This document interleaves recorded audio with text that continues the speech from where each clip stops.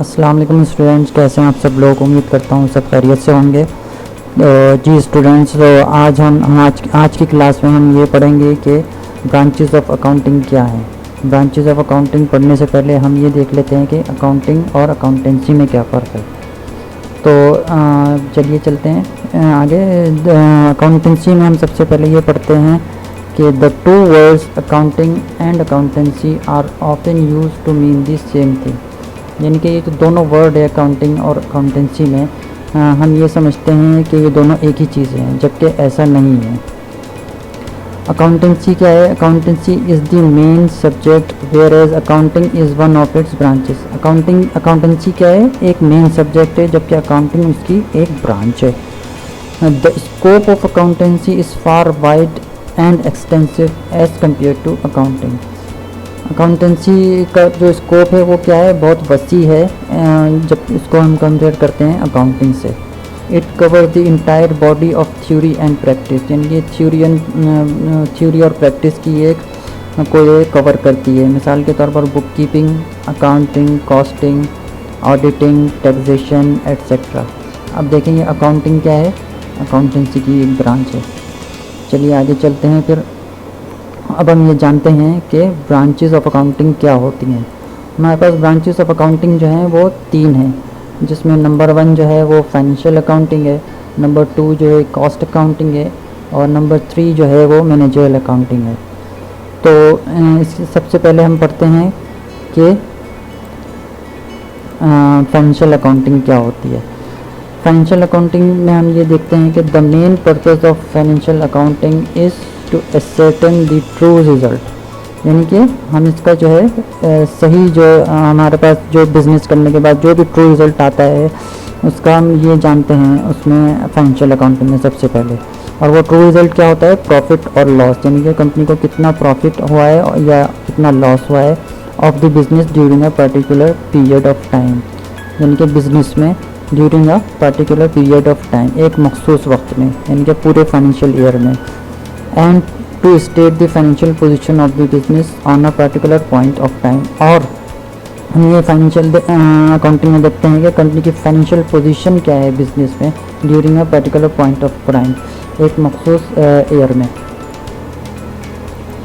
तो इसके बाद हम ये देखेंगे अब कि प्रॉफिट और लॉस कंपनी किस तरह करती है, अपना प्रॉफिट और लॉस किस तरह कैलकुलेट करती है। मिसाल के तौर पर एक कंपनी है जो कि बल्ब बनाती है, बल्ब सेल करती है, तो उसका जो अकाउंटिंग पीरियड है वो 1 जनवरी 2020 को स्टार्ट होता है और जो एंड होता है उसका वो 31 दिसंबर 2020 को। इस पूरे साल में जो कंपनी सेल करती है बल्ब्स की वो है 1 मिलियन रुपीज़, यानी कि 10 लाख रुपए।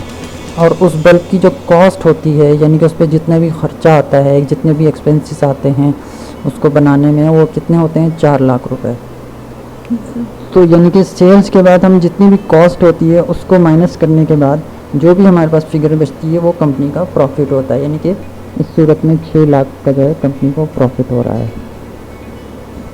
इसके बाद हम देखते हैं कि बैलेंस शीट क्या होती है।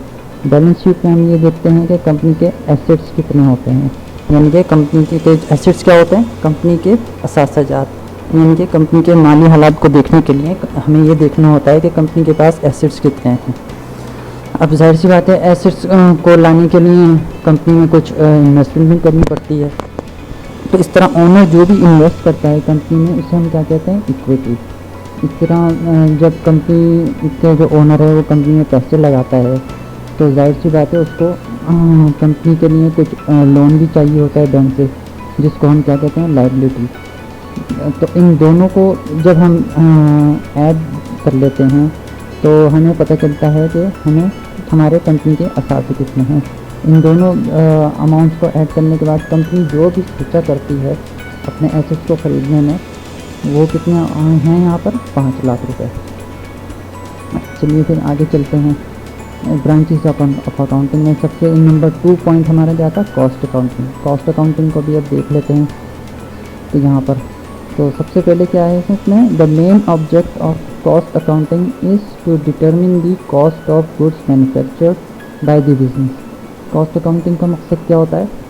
कि जो भी चीज़ हम बना रहे हैं सेल करने के लिए उसकी कितनी कॉस्ट आई है।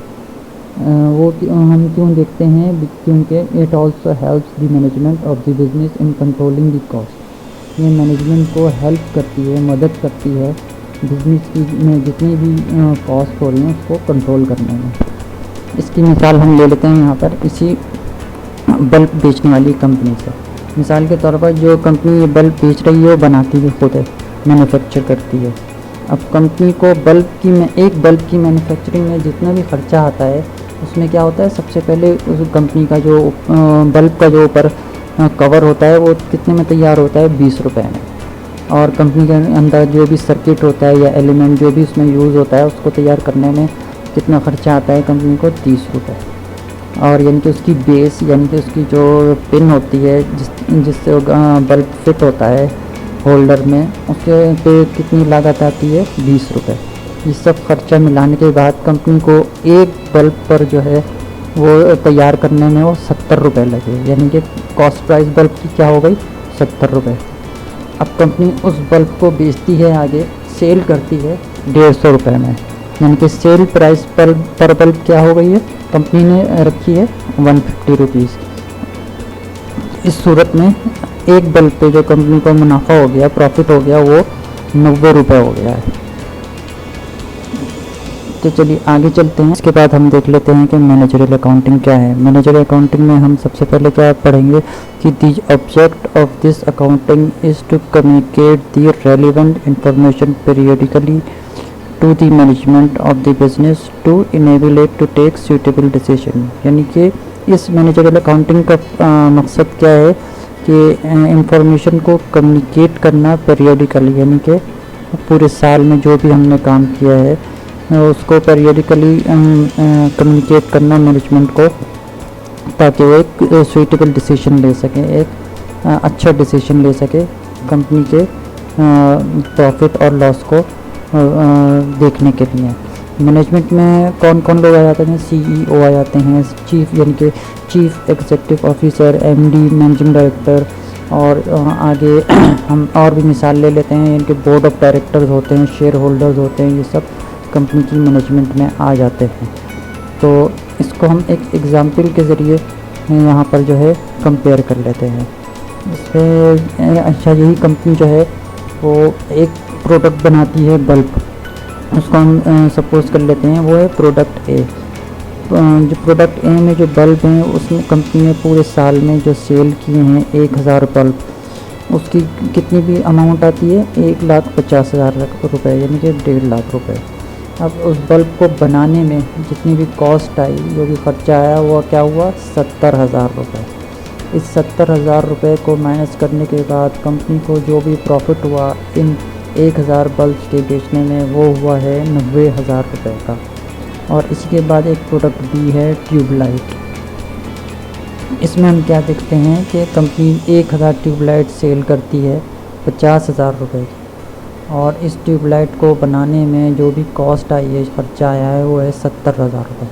यानी कि अब आप देख सकते हैं ना कि ये कॉस्ट इसकी ज़्यादा है और सेल्स जो है वो कम है, तो इस प्रोडक्ट में कंपनी को लॉस हो रहा है 20,000 रुपये का, और ओवरऑल प्रॉफिट जो कंपनी को हो रहा है वो लॉस बेयर करने के बाद वो हो रहा है 70,000 रुपये।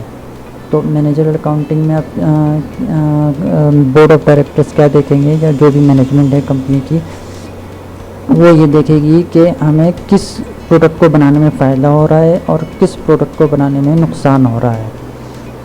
तो उसका जो भी प्रॉफिट होगा 70,000 रुपये, इसको माइनस करने के बाद कंपनी ये फैसला कर सकेगी इस मैनेजरियल अकाउंटिंग में कि इस प्रोडक्ट को उसे जारी रखना चाहिए या नहीं। अब क्योंकि ये प्रोडक्ट हमें लॉस दे रही है, तो जाहिर सी बात है इसको जारी नहीं रख सकते मज़ीद इसको आगे। तो इस प्रोडक्ट को हम यहाँ पर डिसइंफेक्ट कर देंगे, यानी कि इसको ख़त्म कर देंगे। मैनेजमेंट ये फ़ैसला करने में इसको आसानी होगी, ताकि वो मज़ीद 20,000 रुपये का आगे जो है प्रॉफिट कमा सके। अच्छा, तो आज की क्लास में हमने देखा कि ब्रांचेस ऑफ अकाउंटिंग क्या होती हैं, और नेक्स्ट क्लास में हम इंशाल्लाह ये पढ़ेंगे कि बुक कीपिंग और अकाउंटिंग में क्या डिफरेंस है। तो चैनल को ज़रूर सब्सक्राइब कीजिएगा ताकि मज़ीद लेक्चर आपको बर वक्त मिल सके।